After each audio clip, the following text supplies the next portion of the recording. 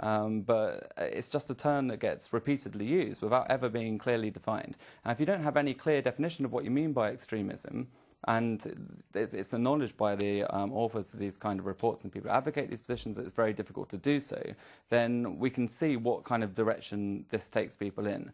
And I would say perhaps one thing that I didn't make clear earlier is this inspiration of the Cold War mentality of attacking certain political movements as being extremist. I mean, this is something that they say themselves. So Michael Gove quite explicitly says in his book, Celsius 77, that this is an inspiration to us. We defeated totalitarian movements before, meaning the Soviet Union, and that now we're faced by a similar threat, Al-Qaeda, the war on terror. But in terms of the politics of this, it's very clear that the people involved are very favourable towards an aggressive British foreign policy. So if you look at the Centre for Social Cohesion, they've since been subsumed by the Henry Jackson Society. This is another very powerful British think tank, which was founded on the idea of democracies spreading democracy throughout the world by military force. So this concept that's that a contradiction again in many people's minds that you can't. Of course. But to these people, the invasion of Iraq was part of a mission of spreading democracy, and they take the Bush rhetoric very seriously. This idea that military democracy can be spread by military intervention. So again, if you look at Michael Gove, who was chairman of Policy Exchange, he was one of the first people advocating the invasion of Iraq straight after September the 11th. The first person in Britain to do it in print.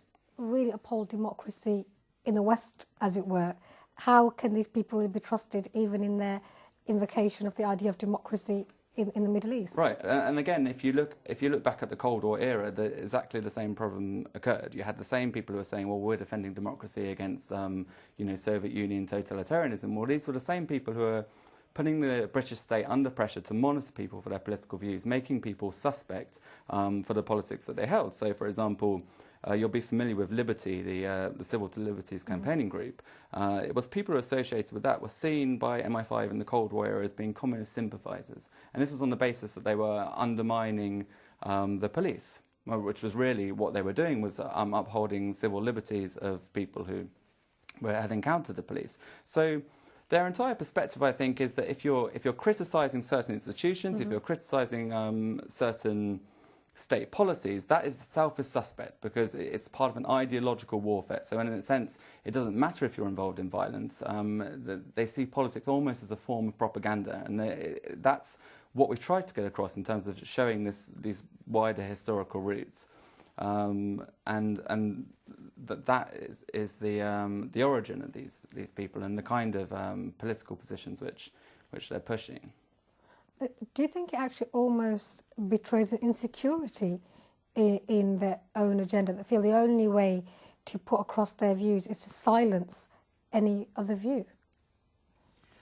I'm not sure if it's insecurity as such. It's certainly probably an awareness that they don't in any way hold real hegemony. That there is, as in all democracies there should be, quite a contestation of different views and perspectives on every issue.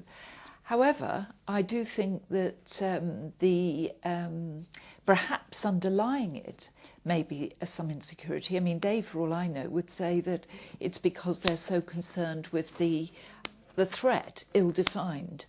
And but I think they're just at all costs want to have a greater grip on the public framing of the debate, and that's why the links between these organisations and various political parties, but in particular the Conservative Party we've heard today, and also what would be interesting is their links through to the media and the impact they have on the media. I mean, you began by saying they're often presented as a neutral organisations, and they produce a lot of research. And they're the first, actually, to name-call other institutions who aren't of their own political persuasion and call them biased and subjective. And they would not, and mostly don't respond well when that's put to them. I mean, it's very unfortunate they couldn't come here for this debate today. Yes, indeed, because we very much wanted them to be here. They were invited, but they declined, and yet they talk about engagement and democracy. In your actual report, then, what did you find? Who were the backers? Who are the sponsors of these think tanks? Yeah, well, we looked at the funding of the two think tanks, and I think just picking up on what was just said, a key thing about this is transparency. And if people are going to appear in the media, it's important to know what perspectives that they're coming from. And it's certainly problematic that this research is being presented as sort of, disengaged or, as you say, like disinterested. I mean, it's fine for people to be coming from a certain political perspective as long as people are understanding what that perspective is. Now, the funding is a key issue here because think tanks, as you say, are presented as these sort of disinterested, technocratic research institutions, but actually they're coming from a certain agenda. So what I've sort of touched on so far in the discussion has been the backgrounds of the individuals involved. There is the funders. And how much money is involved here? I mean, they do have an. Well, Policy Exchange is a large think tank. We're talking like millions of pounds of funding. But it's important to understand with Policy Exchange that what they produce on British Muslims is quite a small fraction of the research they actually produce. So they get a lot of their funding actually from large corporations, and Policy Exchange, quite apart from what you might call the neoconservative side of its research, the stuff on social cohesion and Islam in particular.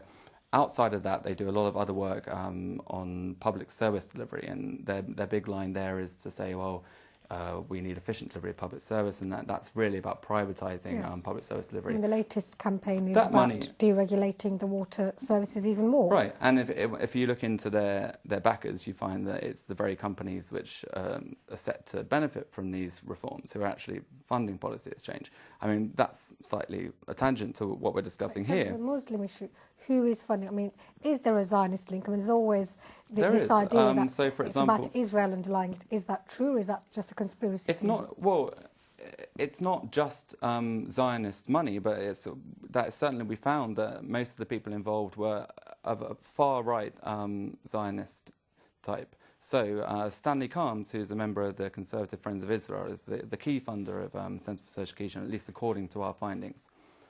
He set up a trust called the Traditional Alternatives Foundation, and they're the big funders of Centre for Social Cohesion. But there's also other money coming in from the Christian right, small amounts that we found. But the truth is we don't really know the whole picture. We only know what we found. In terms of Stanley Kalms and the other people involved in funding through his foundation, this is somebody who is has been critical of the chief rabbi and his position on Israel. He's been critical of William Hague and his position on Israel during Hezbollah. Even the Zionists are criticised for not being Zionist enough. Within pro-Israel organisations, he is to the right of these people. So that's why I want to stress about really how small a fraction of political operators we're talking about here. Now, so some of the foundations which have in turn funded the Traditional Alternatives Foundation, they're providing money to groups like UK Friends of the IDF, UK Friends of the Wellbeing for Association of Israeli Soldiers. So the same backers are backing... The same backers are backing these sort of groups.